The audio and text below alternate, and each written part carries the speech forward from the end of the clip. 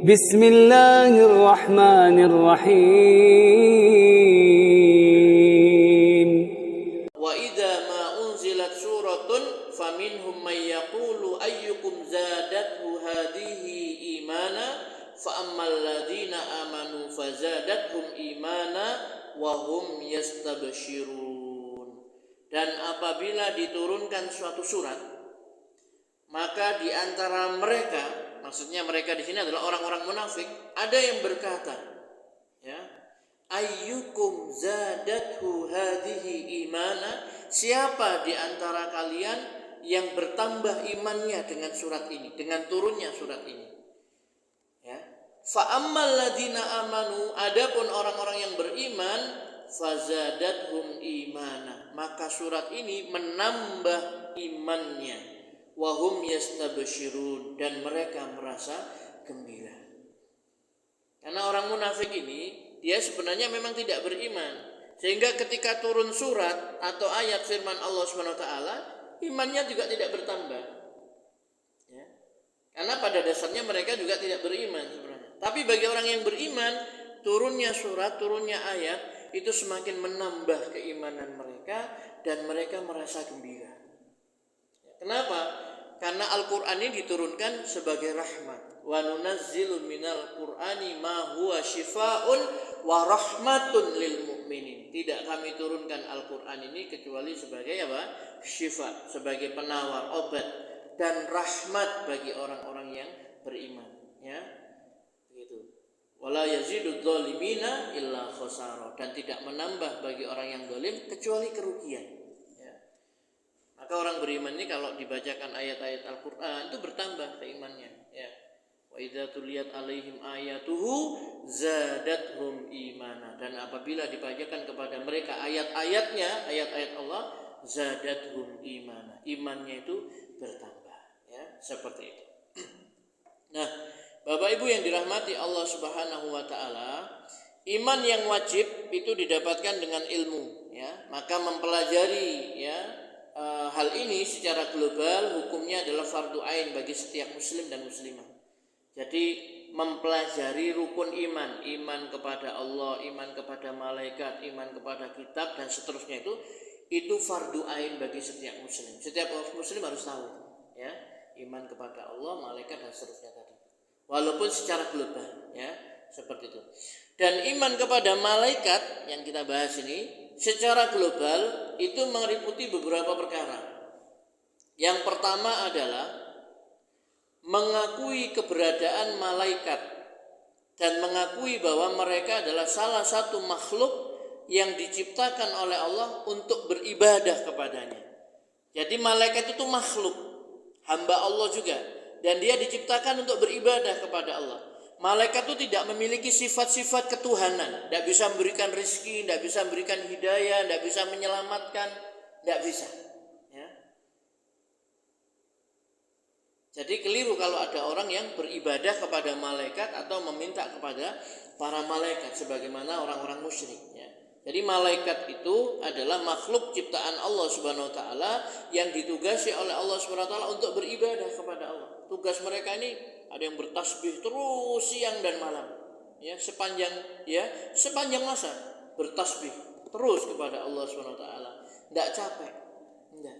Malaikat enggak butuh makan, enggak butuh minum, enggak butuh tidur, istirahat, enggak butuh menikah, enggak butuh bekerja. Kalau ditugaskan bertasbih, dia akan bertasbih terus, ya. Begitu. Ada malaikat yang oleh Allah Subhanahu wa taala ditugaskan khusus, ya, seperti malaikat Jibril menyampaikan wahyu, ada malaikat Munkar dan Nakir, nanti dia ini menanya di kubur dan sebagainya. Itu masing-masing kalau sudah disebutkan namanya dan tugasnya masing-masing, maka kita harus mengimani mereka secara terperinci, ya, karena ada nama-nama yang disebutkan oleh Allah Subhanahu wa taala, ya, Munkar, Nakir, Ridwan, Malik, dan lain sebagainya. Itu harus kita imani, berikut tugas-tugasnya. Tapi kalau tidak disebutkan nama-namanya dan tugas-tugasnya, maka kita iman secara global, ya. Karena Allah memiliki malaikat yang jumlahnya hanya Allah yang tahu, ya. Pada saat Rasulullah SAW dimi'rajkan, itu beliau menceritakan setiap hari ada 70.000 malaikat yang masuk ke dalam masjid Baitul Ma'mur, ya. Setiap hari 70.000 malaikat, ya, masuk ke situ, kemudian tidak keluar, tidak kembali lagi ke situ. Kemudian besoknya lagi ada lagi 70.000 malaikat, terus begitu ya. Nah, malaikat ini sangat banyak sekali jumlahnya ya, hanya Allah yang tahu. Juga mengakui bahwa keberadaan mereka itu real ya, nyata, dan ketidakmampuan kita melihat mereka tidak menunjukkan ketiadaan mereka ya.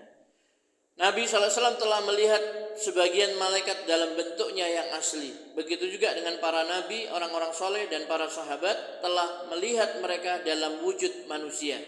Malaikat adalah utusan-utusan Allah untuk menyampaikan wahyu ataupun yang lainnya kepada makhluk-makhluknya yang ia kehendaki. Jadi Nabi SAW itu pernah melihat malaikat Jibril dalam bentuk aslinya, dalam wujud aslinya, itu 2 kali ya, wujud aslinya.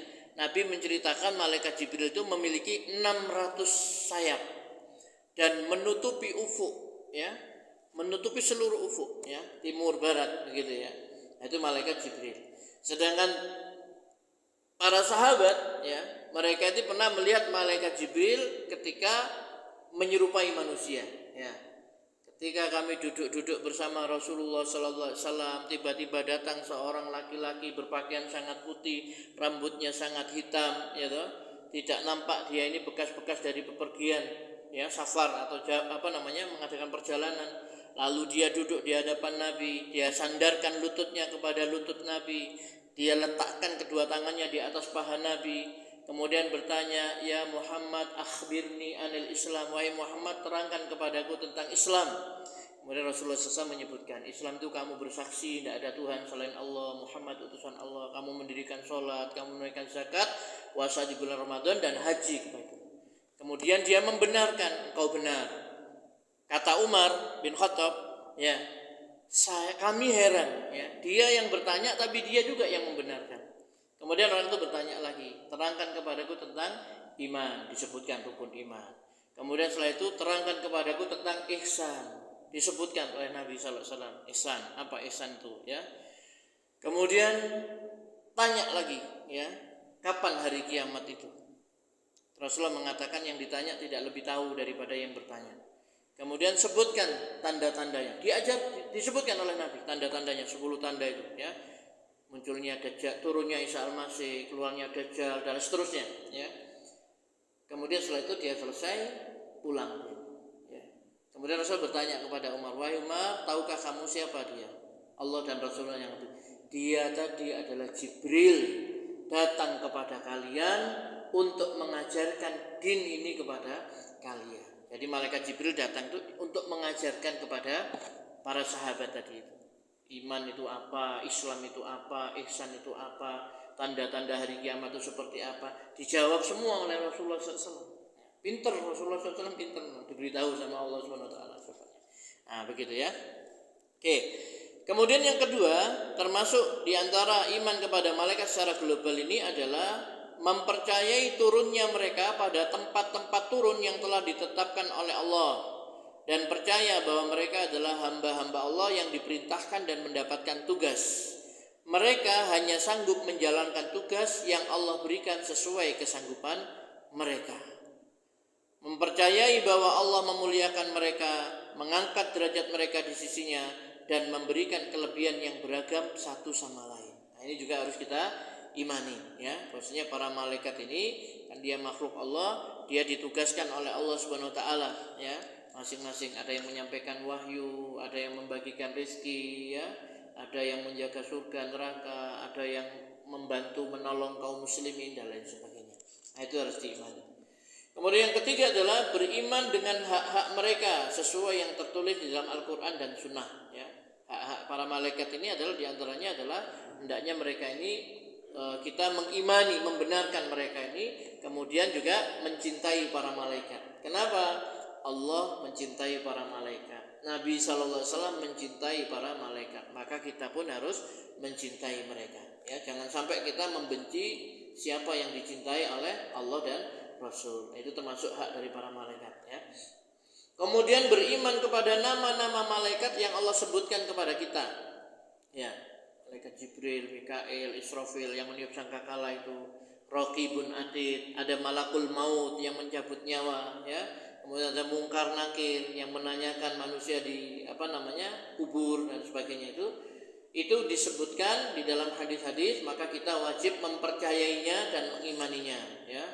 Dan Allah memiliki malaikat yang khusus ini, yaitu malaikat Jibril dan Mikail, ya, malaikat Jibril dan Mikail. Nah, inilah Bapak Ibu yang dirahmati Allah SWT, iman kepada para malaikat secara global, ya, secara secara umum seperti